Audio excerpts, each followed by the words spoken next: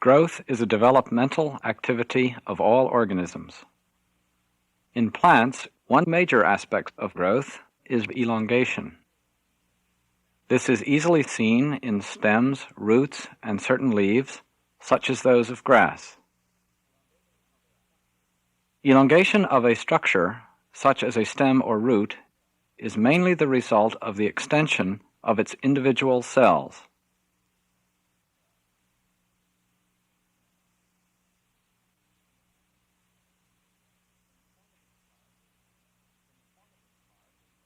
In the formative part, or meristem, of the elongating organ, cell enlargement and division are in balance so that a small average cell size is maintained.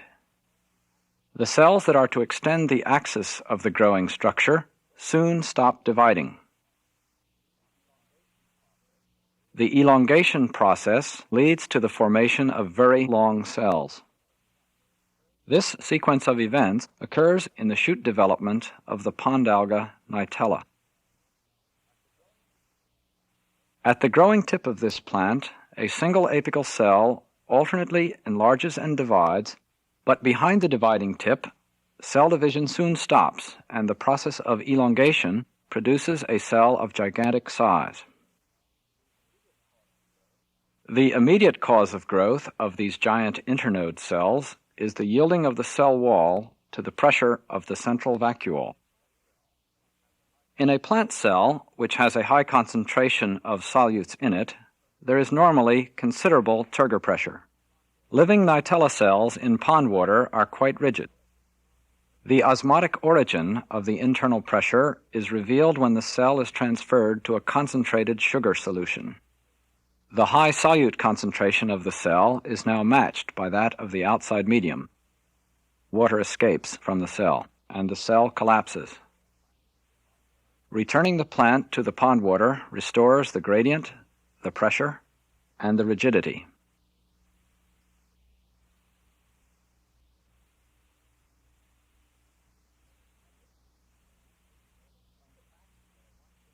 From the fact that a 1/5 molar sucrose solution will just suffice to collapse the cell, it can be calculated that the turgor pressure of the cell in pond water should reach about 5 atmospheres, or 75 pounds per square inch.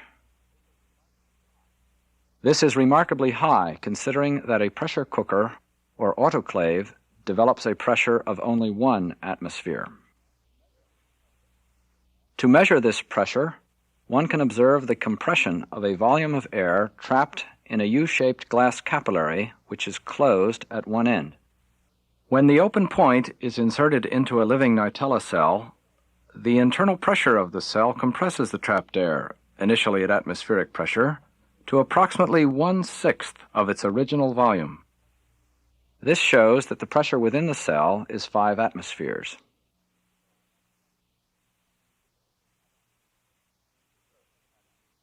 When sucrose is added to the water, the turgor pressure drops and the trapped air bubble expands.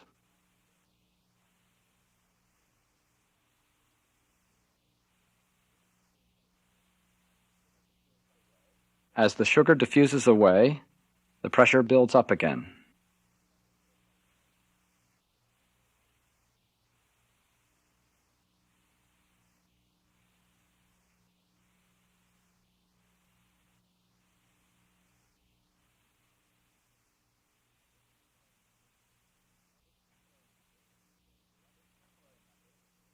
This capillary method for the direct measurement of turgor pressure has the advantage that it can be applied to the growing cell, and the relation between growth rate and turgor pressure can be observed. Here, seen in time-lapse, the growing cell has a constant high turgor pressure. When the medium is changed for a more concentrated one, the pressure falls and cell elongation stops. With a return to normal conditions, the pressure is restored and growth resumes.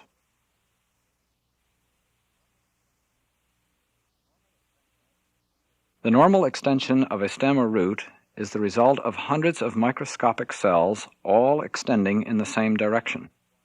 While elongation is widespread among plants, how a cell grows as a cylinder, rather than as some other shape, is not evident. one would expect cells with high internal pressure to become round. In fact, Nitella cells do become round when their normal morphogenesis is impaired by chemical treatment.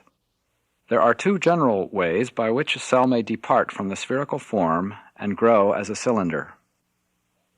First, it may elongate by localized, non-directional expansion at the tip, like this pollen tube.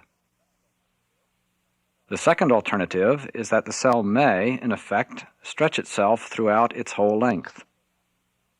This is what happens in the tissue cells of higher plants and in the internodes of Nitella.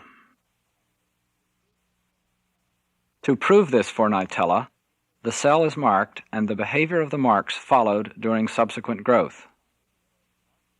A convenient way to mark the cell is with resin beads, which carry a charge, enabling them to cling to the surface of the cell. These are placed in position and spaced regularly with a human hair.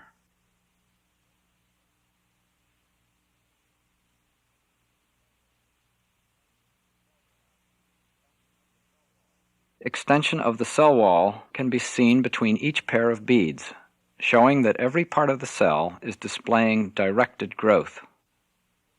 This is what happens in tissue cells. The twisting motion which shows up is characteristic of Nitella, but it is not essential to the growth process in general. The longitudinal stretching of a cell with high internal pressure can take place only if there is some reinforcement resisting increase in girth. The ordinary light microscope reveals no structure that could play this reinforcing role.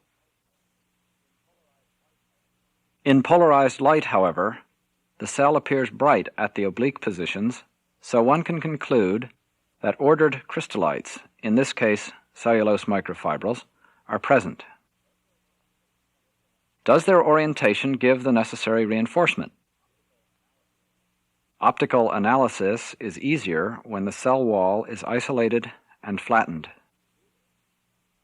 To do this, a piece is cut from a Nitella internode cell, and the cytoplasm and chloroplasts are removed by stroking it with a hair loop.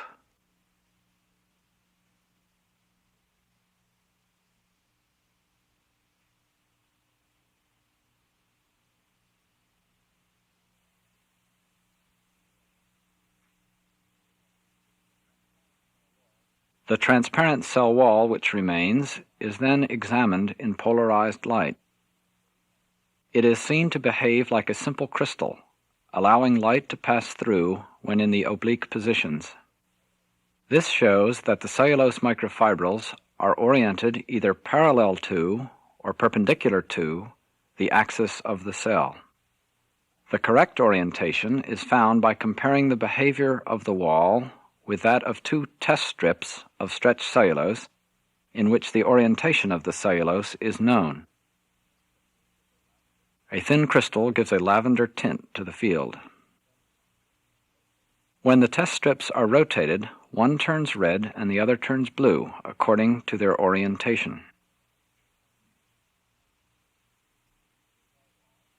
The piece of cell wall is now introduced.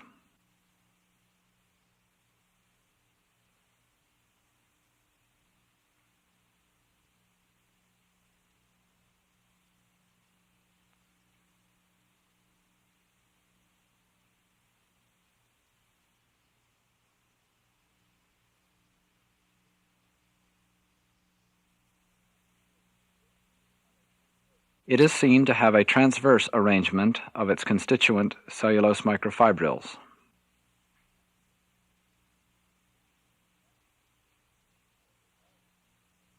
The cell, then, is reinforced by the synthesis of strands or hoops of cellulose, which strongly resist expansion of the circumference under the influence of turgor pressure.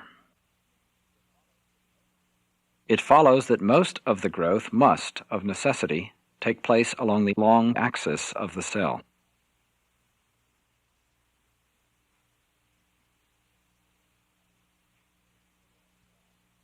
In the living cell, the curvature of the wall causes a striped appearance under polarized light. The presence of a central bright band flanked by a dark and light band on either side, is characteristic for a predominantly transverse arrangement of cellulose. This arrangement is present during growth. If a drug such as colchicine is added, the cell is unable to make an organized wall. The cellulose strands are scattered at random in the surface of the cell. Lacking the reinforcement of regular hoops of cellulose, the cylinder swells into a sphere.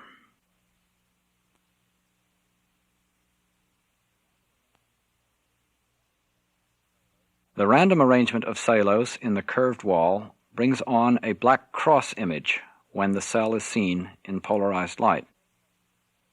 The same transition in cell form from the cylindrical to the spherical occurs naturally in the alga Hydrodictyon africanum. At higher power, in polarized light, the corresponding shift in wall structure is seen. Cylindrical cells have the striped pattern. Round cells show the black cross.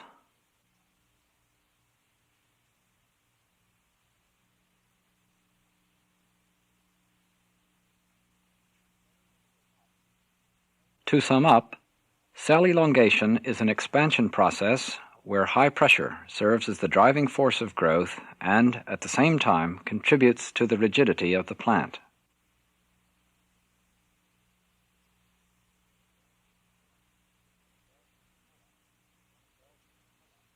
The cells of Nitella, as well as those of elongating plant organs such as stems and roots, grow as cylinders because their cells undergo directed expansion along the cell axis. This is achieved by circumferential reinforcement with cellulose microfibriles. Cell elongation is thus seen to be based on the interaction between turgor pressure and the special yielding qualities of the cell wall.